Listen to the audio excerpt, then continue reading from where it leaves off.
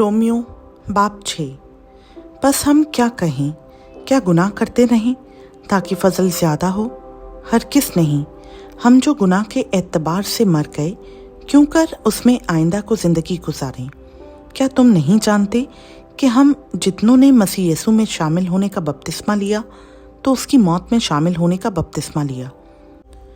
बस मौत में शामिल होने के बपतिस्मा के वसीला से हम उसके साथ दफन हुए, ताकि जिस तरह मसीह बाप के जलाल के वसीला से मुर्दों में से जलाया गया, उसी तरह हम भी नई ज़िंदगी में चलें। क्योंकि जब हम उसकी मौत की मुशाहबत से उसके साथ पैवस्ता हो गए, तो बेशक उसके जी उठने की मुशाहबत से भी उसके साथ पैवस्ता होंगे। चुनाचा हम जानते हैं कि हमारी पुरानी इंसानियत उसके साथ इसलिए मसलूब की गई कि गुनाह का बदन बेकार हो जाए, ताकि हम आगे को गुनाह की गुलामी में ना रहें।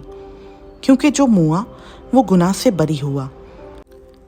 बस जब हम मसीह के साथ मुए तो हमें यकीन है कि उसके साथ जिएंगे भी, क्योंकि ये जानते हैं कि मसीह जब मुर्दों में से जी उठा है तो फिर नहीं मरने का, मौत का फिर उस पर इख्तियार नहीं होने का।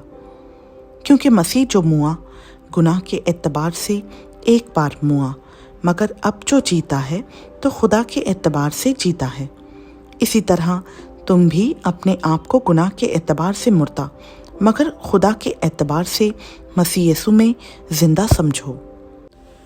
बस गुनाह तुम्हारे फ़ानी बदन में बादशाही ना करे कि तुम उसकी ख्वाहिशों के ताबे रहो और अपने इज़ा नाराज़गी के हथियार होने के लिए गुनाह के हवाला ना किया करो, बल्कि अपने आप को मुर्दों में से ज़िंदा जानकर खुदा के हवाला करो और अपने इज़ा रास्तबाजी के हथियार होने के लिए खुदा के हवाला करो, इसलिए कि गुनाह का तुम पर इख्तियार ना होगा, क्योंकि तुम शरीयत के मातहत नहीं बल्कि फजल के मातहत हो। बस क्या हुआ? क्या हम इसलिए गुनाह करें कि शरीयत के मातहत नहीं बल्कि फजल के मातहत हैं? हरगिज़ नहीं।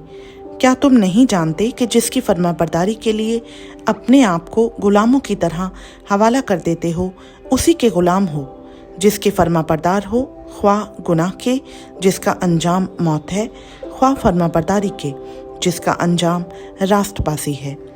लेकिन खुदा का शुक्र है कि अगरचा तुम गुनाह के गुलाम थे तो भी दिल से उस तालीम के फरमाबरदार हो गए जिसके सांचे में तुम ढाले गए थे, और गुनाह से आज़ाद होकर रास्तबाजी के गुलाम हो गए।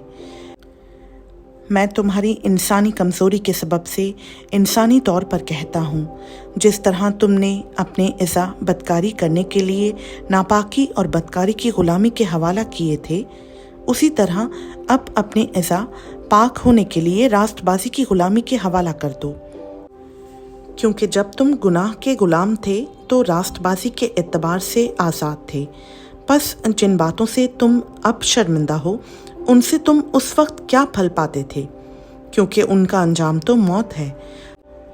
मगर अब गुनाह से आज़ाद और खुदा के ग़ुलाम होकर तुमको अपना फल मिला, जिससे पाकीज़गी हासिल होती है, और इसका अंजाम हमेशा की ज़िंदगी है।